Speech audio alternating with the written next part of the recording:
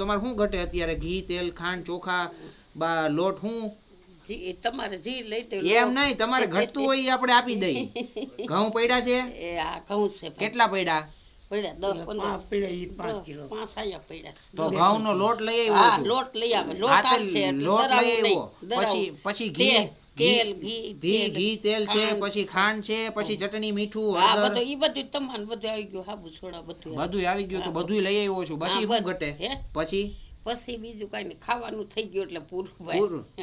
મજા આવી જાય ખાવાનું થઈ ગયું તો? હા કે ખાવાનું ભગવાન દઈ દે એટલે પૂરું. મિત્રો આજે આપણે મોટી ઉંમરના દાદા દાદીને મળવા આવ્યા છીએ. દાદીની ઉંમર 60-65 વર્ષની છે અને દાદા છે તો દાદાની ઉંમર અત્યારે 70-75 વર્ષની ઉંમર છે અને આગળ પાછળ કોઈ છે નહીં, સેવા કરી શકે એવી કોઈ હાલતમાં નથી અને કમાવા જઈ શકે એવી પરિસ્થિતિ નથી. કારણ કે દાદીમાને અત્યારે પગની તકલીફ છે, પગમાં કંઈક પડ્યા હતા એટલે જેથી કરીને ગોઠણથી એવી તકલીફ થઈ શકે. કઈડ લગન નથી હલાતું. કઈડથી કંઈ હલાતું જ નથી એટલે હવે કમાઈ શકે એવી પરિસ્થિતિ નથી ને આર્થિક પરિસ્થિતિ નબળી છે ને ગામડાની અંદર રહેતા હોય એટલે જુનાગઢની આગળ બગડુ ગામ આવ્યું.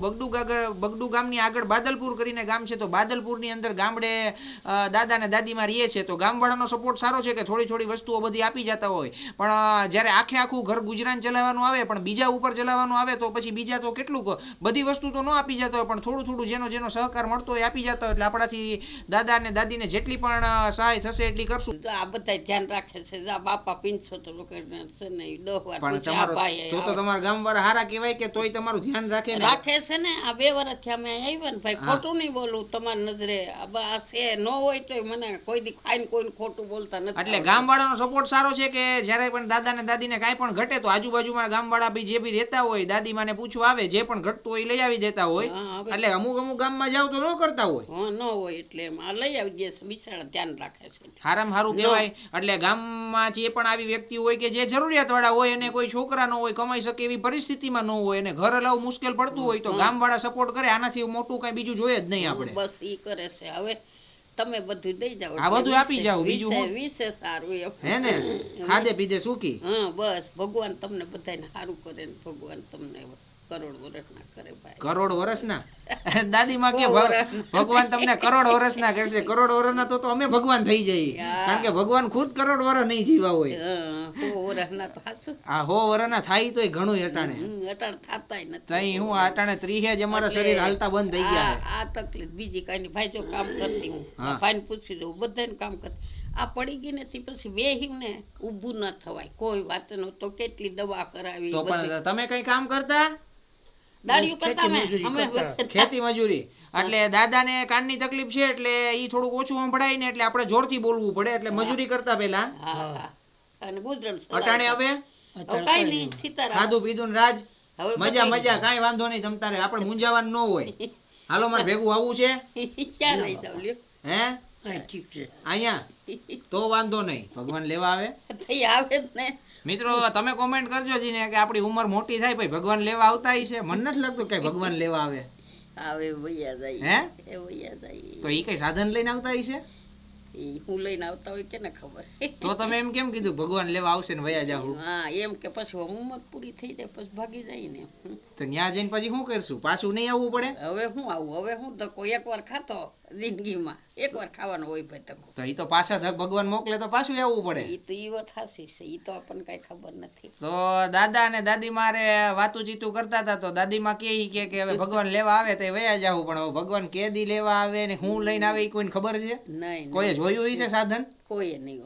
એનું સાધન દેખાતું જ નથી તો નો આપણે જોઈ લઈએ. હે ને એનું ન્યા ગયા પછી એના કઈ સમાચાર નથી. બરાબર. દાદા દાદીની મુલાકાતે આવ્યા હતા બાદલપુર ગામની અંદર અને અહીંયા ઘરની અંદર જ છે ને બહુ મોટું જામફળીનું ઝાડવું છે. જામફળ એટલે આમ લુમખાના લુમખા ભર્યા છે. તમે જોવો તો તમે ગાંડા થઈ જાવ. હાલો પેલા આપણે જામફળી તમને બતાવી દો. દાદા તોડી દો. હાલો હાલો હાલો 2-3 ખાવા જ છે પછી. ના ખાવા હાટું જ છે બધાને. જો આ છોકરો આ સીવો ને આવે ને બધાને જાણે ઉતાર લે. ખાવા હાટું જ છે. હાલો જામફળ તમને બતાવું. તમે જામફળ જો લુમખાના લુમખા છે. આ જામફળી છે ને આ જામફળ જો ટબા જેવડા આ છે. પછી અહીંયા છે, પછી અહીંયા છે. આવો અહીંયા જો આ દાદા તોડવા મીડા. પાકેલું લઈ જો. એટલે કહો એમ ના ખબર પણ આલ્યો આ દેખાડો. આખી ડાયર નહીં. જો આ દાદીમાં એક જામફળ આપણને તોડીને દીધું. આ સુપર જામફળ છે ટબા જેવું. ખાઈ જાવ. ખાવાના છે આલી. હારા બસ આ 2 તો બહુ થઈ ગયા હવે. બહુ જાજા નથી ખાવા બા. અરે બસ થઈ ગયું. આ જો આ દાદાએ પાકેલું આપણને આપ્યું અહીંયાથી. એટલે આ જામફળ ખાઈએ છીએ અને મજા કરીએ છીએ. દાદા દાદી આપણને મસ્તીના જામફળ ખવડાવે છે, એના ઘરની અંદર જ છે. હા પણ કાચા હે આ તો. હે બસ યો બસ બસ. આ દાદાએ અત્યારે જો આ જામફળ ઉતારી દીધા, ઘરે એને પકાવવા જો હોય તો આ તો નાખી દેવાય. હાલો કાંઈ વાંધો નહીં. તમે બધા વિડીયોને લાઈક અને શેર કરો ને જામફળ ખાવા હોય તો બાદલપુર ગામમાં આવજો. કા હા બાને મળવા આવજો. બા મજા આવશે, વાતું કચ્ચું કરશું અહીંયા. લઈ જવા તો ના પકવવા લઈ નથી જવા, પછી અમારે કોણ ખાય? મારા સિવાય કોઈ ઘરમાં ખાતું નથી પાછું. તમને જામફળ ભાવતા હોય તો કહીજો. તો બે એકલા રહેતા દાદા દાદીને જે પણ કરિયાણું ઘટતું હતું એની બધી વ્યવસ્થા કરી દીધી છે, કારણ કે દાદા દાદીને આગળ પાછળ કોઈ છે નહીં અને હવે કમાવા જઈ શકે એવી પરિસ્થિતિ નથી. એટલે દાદા દાદી માટે જો અહીંયા તમે જોઈ લ્યો, અહીંયા આપણે ઘઉંનો લોટ છે, ઘઉંના લોટની સાથે બીજું જે પણ આપણે ઘરે બધું તૈયારી કરીએ છીએ એ બધું જ કરિયાણું આની અંદર આવી ગયું છે. ઘી છે, તેલ છે, આ ઘી જોઈ લ્યો, પછી તેલ છે, પછી ચટણી, હળદર, મીઠું, ધાણા જીરું, બધી વ્યવસ્થા આની અંદર આપણે કરી નાખી છે. એટલે હવે તમારામાં કઈ ઘટે નહીં. બાકી શું ઘટે? હવે જિંદગી ઘટે હે ને? ખાઈ પીને મજા કરવાની. બસ ભજન ગાવ છો? ધૂન લેવા જાવ છો ગામમાં? ના મને આલી હકતી નથી. તો ભજન આવડે કઈ? ના ભજન કઈ નથી. બાકી એક ભજન માળા કરો તો વાંધો નહીં. ભગવાનના નામ લેવાના. એટલે દાદા દાદી ની યારે વાતું ચીતું કરીને મજા આવી ગઈ છે. મિત્રો તમને આપણો વિડીયો જોવાની મજા આવી ગઈ તો વિડીયોને લાઈક અને શેર કરજો. હા નંદુભાઈ ધવલ બોલું. કહું તમને તેથી હું ઘી દેતા ભૂલી ગયો તો ઘી દેવા આવું છું. બીજું કઈ ઘટે છે?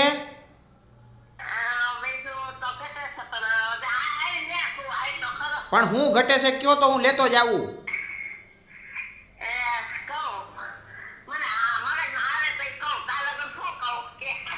પણ એટલે હું ઘરમાં ખાવા પીવામાં શું ઘટે છે કયો હું લેતો આવું. તમારે ઘરે આવું છું ને તો હું ઘી દઈ જાઉં. ઘી અને ઘીની આરે બીજું શું સાબુ ને એવું છે કે નથી?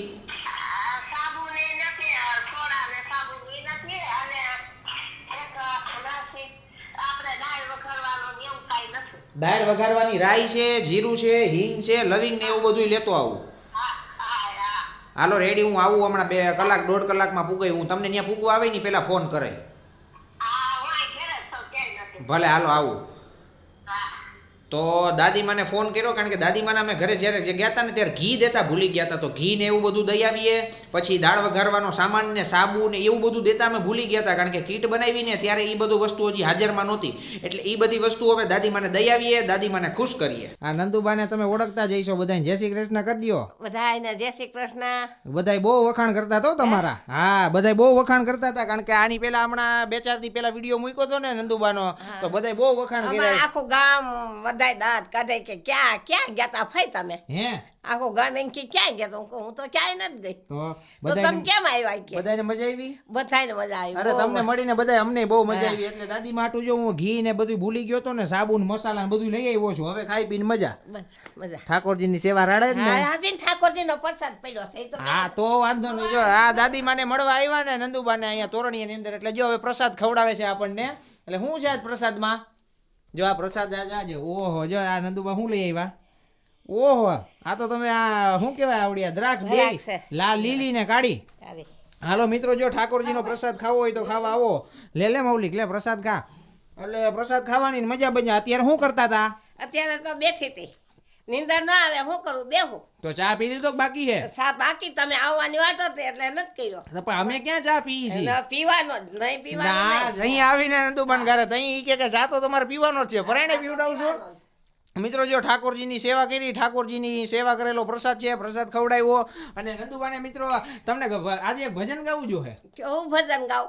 તમને નથી આવડતું? મને તો કાંઈ આવડતું નથી. તો સેવા કરતા હોય તો નથી આવડતું? સેવા કરતી તો કાનાને જગાડવાનું અને સામગ્રીનું આવડે, બીજું કાંઈ ન આવડે. કાંઈ નહીં, બેહો હાલો થોડીક વાર વાતો કરીને મજા. તો દાદીમાને હું સ્પેશિયલ છે ને આ ગાયનું ઘી દેવા આવ્યો છું. અને ઘી દેવાનું કારણ એક જ છે, કારણ કે દાદીમા છે ને ઠાકોરજીની સેવા કરે ને સેવાની અંદર છે ને એને દીવો કરવો પડે. દીવો એટલે જ વાપરું. હે ને? એટલે માળા કલો 17-18 લગન દીવો ભરવો જોઈએ. હે 17-18 વાર માળા કરો તો કેટલી વાર લાગે એમાં? અડધી પોણી કલાક લાગે. તો અડધી પોણી કલાક જો દાદીમાને દીવો ચાલુ રાખવો હોય તો એમાં ઘીની જરૂર પડે.